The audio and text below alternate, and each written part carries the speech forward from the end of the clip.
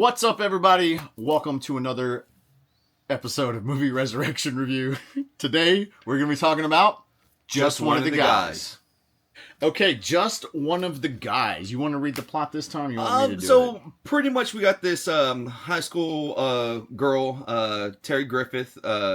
She's a writer, fancies herself as a writer, loses a competition, a writing competition, and is like, this is BS. If I was a guy, because the people that won were guys, I would have won, type thing. So she decides to cut her hair and play boy.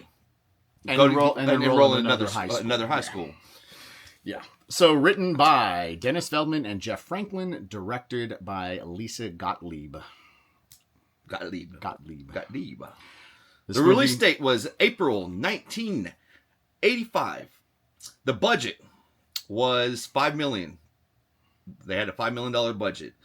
The box office, they made $11.3 million, which is a good That's doubling your money, up. You know? It's not bad. A little more than doubling up. Yeah. Okay, this is starring Joyce Heiser, who plays Terry. She's the main character. He is the main character. Same name, actually, because Terry's unisex, I guess. We saw her in L.A. Law. She played Jimmy Smits' character's girlfriend. I guess she was a regular on that. And a couple of music videos. She was featured in Pincushion by ZZ Top and I Can Dream About You by Dan Hartman. Clayton Roner, who is Rick, he kind of becomes the best friend, and Terry ultimately falls in love with him. Yep. Classic, right? He did a lot of horror stuff. I don't think he was in a whole lot, but like April Fool's Day, Bat 21, I, Madman, a few others. Billy Jane, I think his biggest thing after this was a consistent role in Parker Lewis Can't Lose, the TV show. He was in a couple of other movies like Cujo and Beastmaster, right? He played the young somebody or other in there. I didn't bother. Young Dar. Yeah, that's it. Thank you. Yeah. Jump in. Yeah. And of course, lastly, we got the great man himself, William Zabka. Yep. He plays Greg. Greg's the bully. Greg's a bully, yes. Also, he's been in Back to School. He's been a little movie franchise called Karate Kid. I don't know if you guys have heard of that. Yeah. It's a little obscure. Netflix series, kind of obscure one too, called Cobra Kai. Yeah.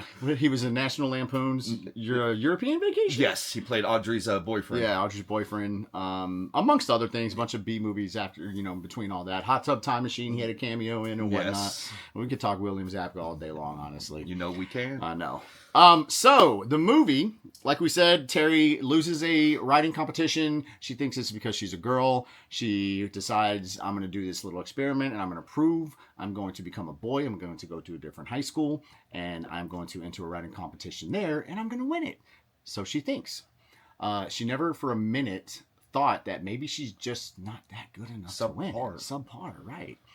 So the help of her brother, Buddy, He's funny in the movie. Yeah, he's the great. comic relief for sure. Yeah. He basically teaches Terry how to be a guy. Stand, walk, shift. All of that. Right, all balls itch. Classic. What if my balls don't itch? All balls itch. Yeah, that was classic. The way she scratched her skin. His room, I liked his room, full of posters, from era appropriate, Yeah.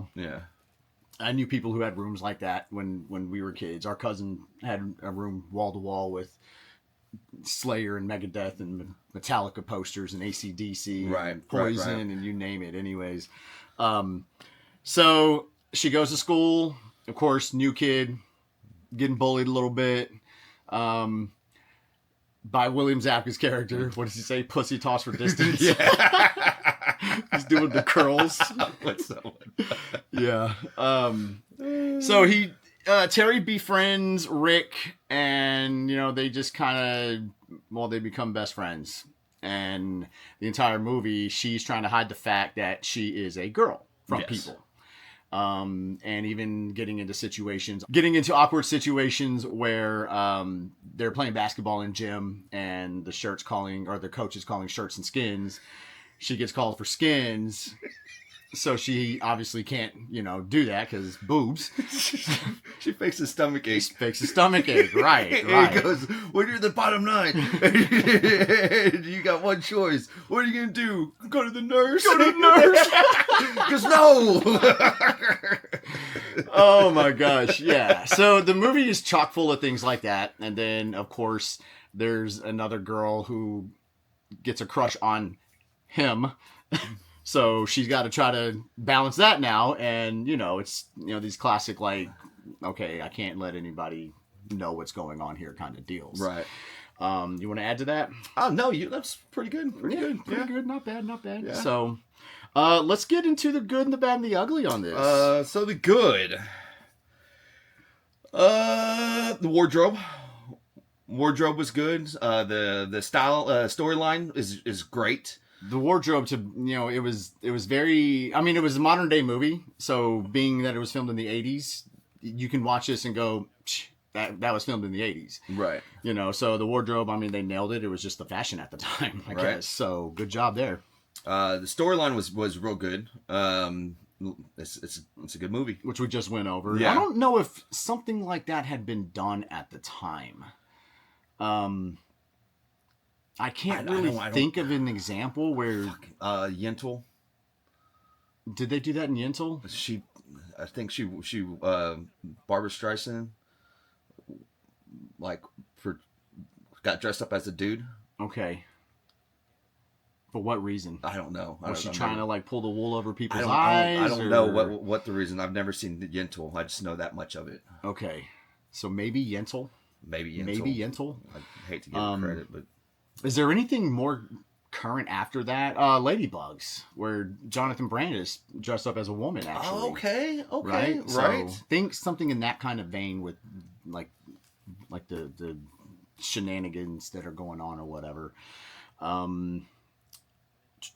Another good is the acting. The acting, so much so that Buddy and Terry both were nominated for Young Actors Awards. Yes. Right. And the movie itself was actually, for Young Actors Awards, it was nominated for Best Comedy at the time. And, I thought the acting was good, especially by Buddy, honestly. Yeah. William Zabka played the bully. Perfect. He's Johnny freaking Lawrence. You know what I mean? Right. He's kind of known for being a bully in the 80s. Yeah. He was bullying back to school as well. Yeah. Yeah. So I would say the acting is good. Yes. The bad? The bad? I'm going to say Joyce's acting as a boy. She was fine as a girl. Right. I didn't like her as a dude. Right. Kind of had that Ralph Macchio kind of thing going on and talking trying to be all Italian and shit. And I didn't buy it. Like if I was in high school at the time, I'd be like, what is the matter with you? What was that? You're what? You're a freaking toe bag. What are you doing? You're right. Because her acting as a girl was just fine. Yeah, just fine. I guess maybe she did that on purpose because she... she couldn't be her, obviously. She had to try to change her voice, and I get all that. I just don't like what she did with that part of the character, is all I'm saying. Okay. But again, as a girl, fine. The bad also, I'm going to go soundtrack on bad. Yeah. It's pretty subpar. Yeah. Pretty subpar, honestly. Yeah. Ugly. We don't have anything ugly. Don't have anything ugly. Again, I said it in the last review. Ugly is like acting in a trauma video, and there was nothing that bad in here. Or a storyline in a trauma video. Or that. Or a trauma video. A trauma video.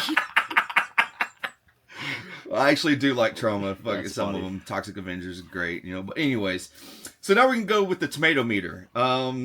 Surprisingly, the critics' review on the tomato meter scored it at 57%. I don't think that's bad for Rotten Tomatoes, though. Actually, I think that's good for Rotten Tomatoes. Okay. Yeah, we've seen some that were 12%, 20s. Fair. The popcorn. So the viewers rating is 65%. 65%. Now our rating. R rating. Our rating. You want me to go first this time? Or do you want to go first? I always like going first. Go first. Go first. So this is a movie I saw a lot when I was a kid. I am going to give it a 6.5. 6.5, maybe even 7. Just because it was still good. I still enjoyed it. I still laughed when I was supposed to laugh. I still cried when... I didn't cry, but it was a very good movie. And definitely worth the watch. I agree with everything Tim just said, and I don't really think I can expand on that. Like you said, it held up. Used to watch it a lot when I was a kid, too. You laughed when you were supposed to laugh, and overall, a really well-made movie, truthfully. Yeah. I'm going to go 6.5 as well. Okay. Worth the watch. If you haven't seen this one, give it a watch. It's not a waste of time. It's not. And like always, guys, if you have a suggestion on a movie you want us to do, please put it down in the comments. Thank y'all. We'll see you on the next one.